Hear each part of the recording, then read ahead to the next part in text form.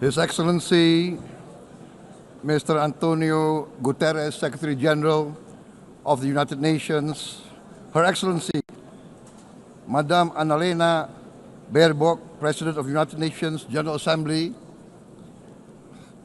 His Excellency, Mr. Moses Abelian, Under-Secretary General for General Assembly and Management, Excellencies, Heads of States, Heads of Governments, distinguished delegates, ladies and gentlemen. It is indeed a great honor for me to stand in this august General Assembly Hall among leaders and representatives who represent almost all of humanity. We differ in race, religion, and nationality, yet we gather together today as one human family. We are here first and foremost as fellow human beings, each created equal, endowed with unalienable rights to life, liberty, and the pursuit of happiness.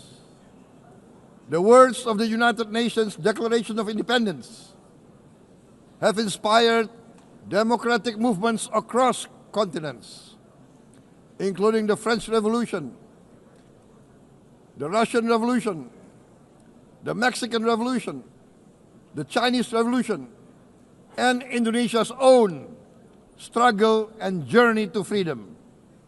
It also gave birth to the Universal Declaration of Human Rights, adopted by the United Nations in 1948.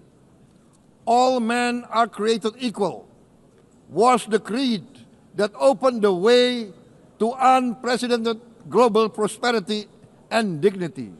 And yet, in our own era of scientific and technological triumphs, an era capable of ending hunger, poverty, and environmental ruin, we also continue to face today grave dangers, challenges, and uncertainties. Human folly, fueled by fear, racism, hatred, oppression, and apartheid, threatens our common future. My country knows this pain. For centuries, Indonesians lived under colonial domination, oppression, and slavery. We were treated less than dogs in our own homeland. We Indonesians know what it means to be denied justice and what it means to live in apartheid, to live in poverty, and to be denied equal opportunity. We also knew what solidarity can do in our struggle for independence, in our fight to overcome hunger, disease, and poverty. The United Nations stood with Indonesia and gave us vital assistance. Decisions made here based on human solidarity by the Security Council and this Assembly gave Indonesia independence, international legitimacy, opened doors, and supported our early development through the efforts of the United Nations Children Fund, the United Nations Food and Agriculture Organization, the FAO, the World Health Organization, and many, many other United Nations institutions. And because of that, Indonesia today stands on the cusp of shared prosperity and greater equality and dignity. Madam President, Excellencies, our world today is driven by conflict, injustice, and deepening uncertainty. Every day we witness suffering, genocide, and blatant disregard for international law and human decency. In the face of these challenges, we must not give up. As the United Nations Secretary General said, we cannot give up. We cannot surrender our hopes or our ideals. We must draw closer, not drift apart. Together we must strive to achieve our hopes, our dreams. The United Nations was born from the ashes of the Second World War that claimed scores of millions of lives.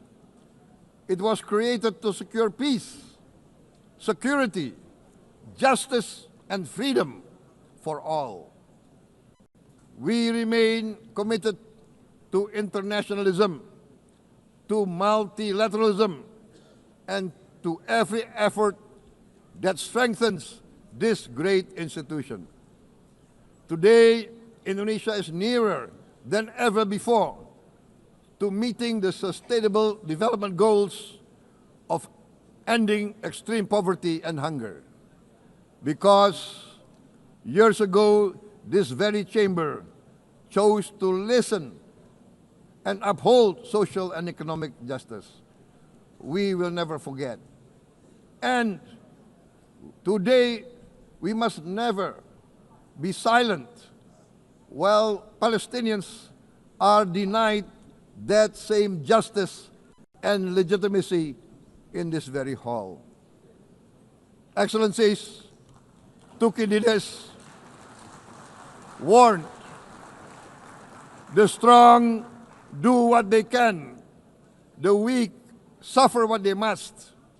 We must reject this doctrine. The United Nations exist to reject this doctrine. We must stand for all, the strong and the weak.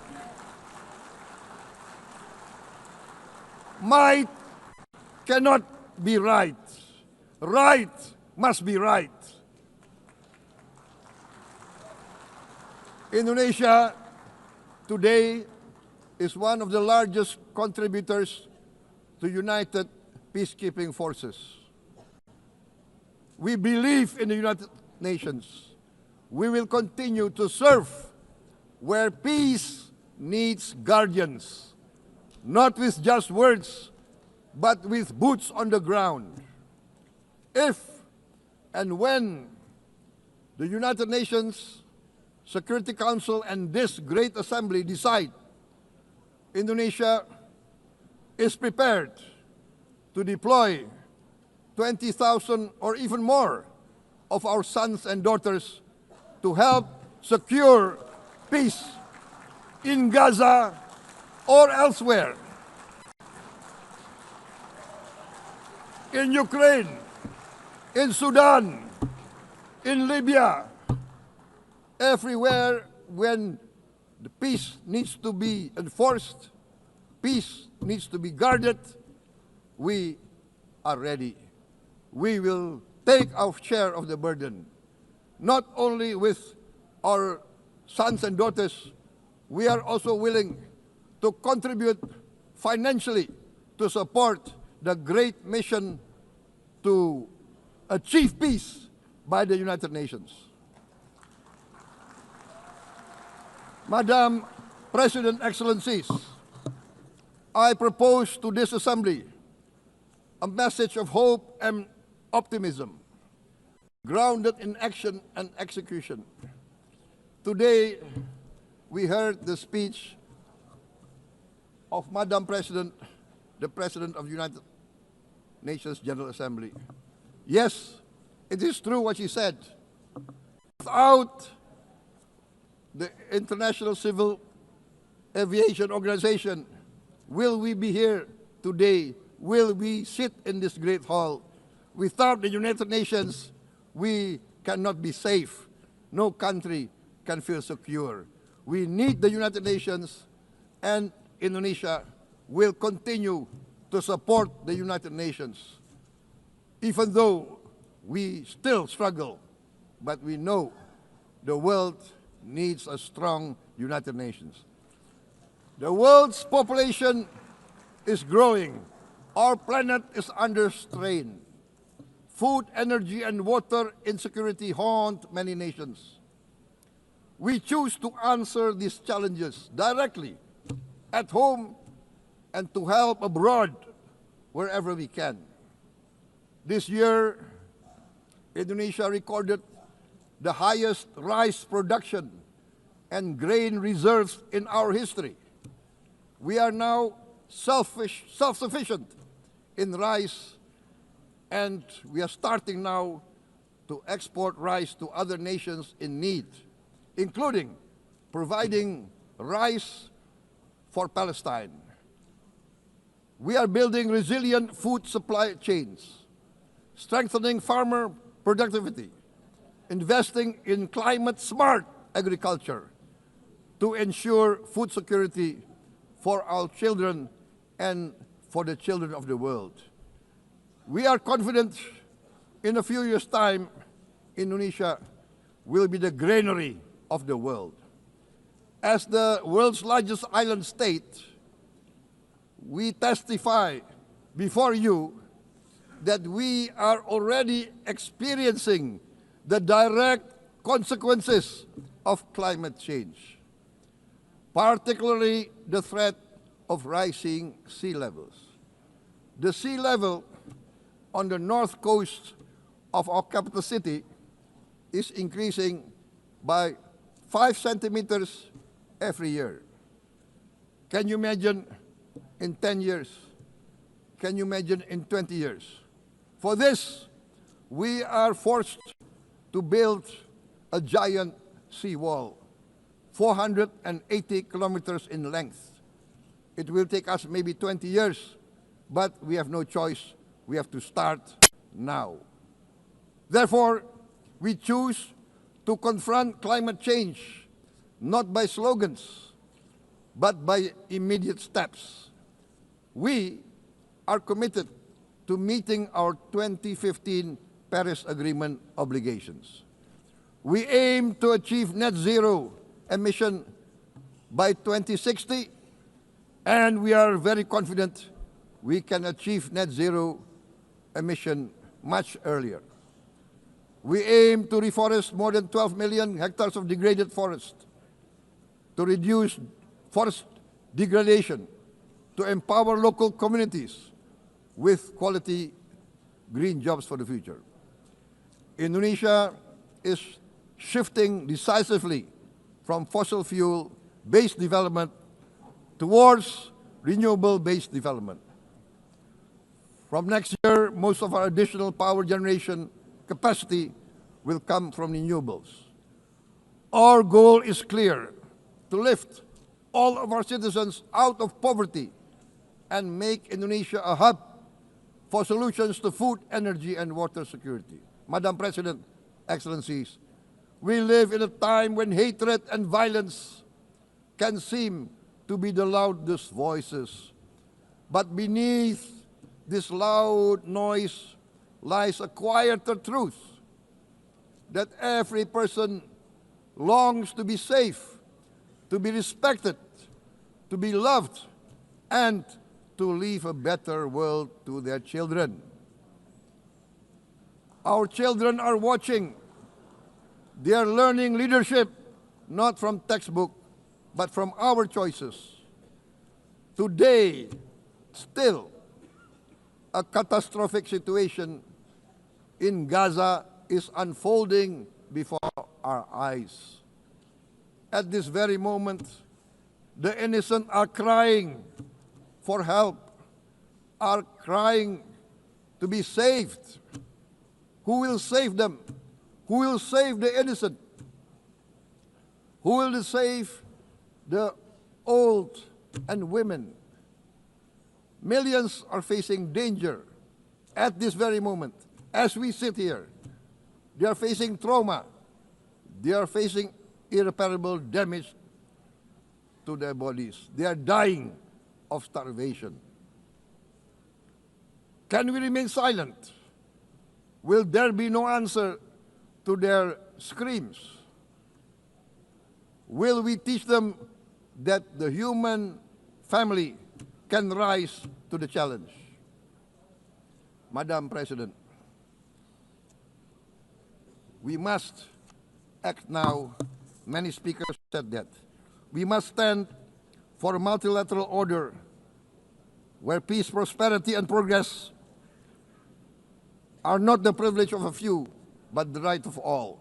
With a strong United Nations, we can build a world where the weak do not suffer what they must, but live the justice that they deserve.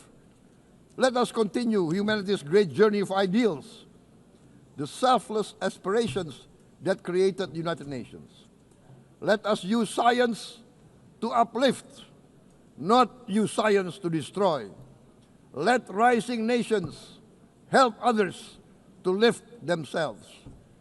I am convinced that the leaders of the great world civilizations of the West, of the East, of the North, of the South, leaders of America, Europe,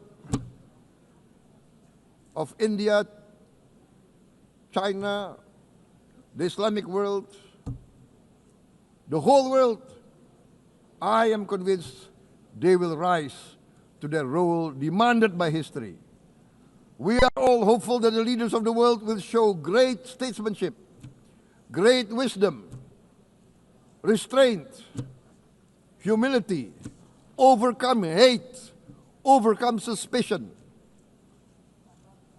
Madam President, distinguished delegates, we are greatly heartened by the events of the last few days, where significant leading countries of the world have chosen to side with history, to choose the right side of history, the path of the moral high ground, the path of rectitude, the path of justice, the path of humanity, to shun hatred, to overcome suspicion, and to avoid the use of violence.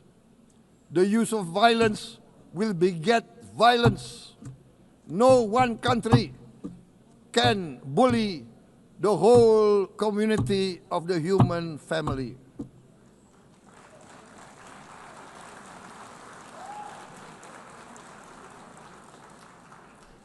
We may be weak individually, but the sense of oppression, the sense of injustice has proven in the history of mankind that this sense of injustice, this sense of oppression will unite into a strong force that will overcome this oppression, that will overcome this injustice.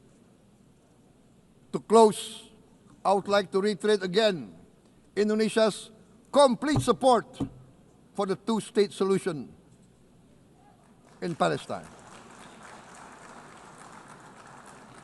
We must have an independent Palestine, but we must also recognize, we must also respect, and we must also guarantee the safety and security of Israel.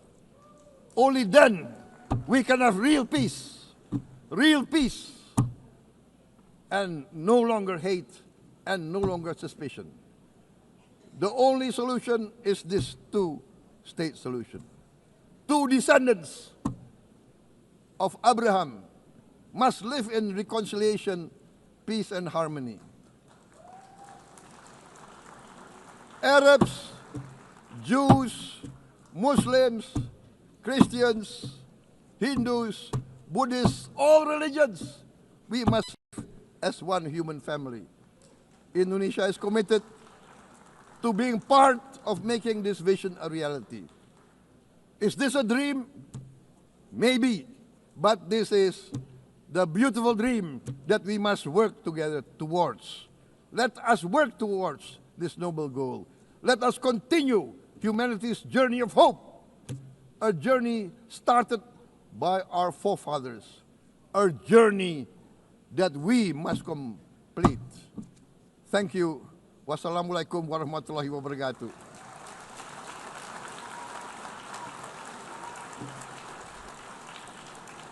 Shalom. Om Santi, Santi, Santi Om. Namo Buddhaya. Thank you very much. May God bless us all. May peace be upon us.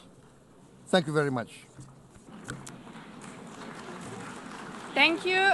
On behalf of the Assembly, I wish to thank the President of the Republic of Indonesia.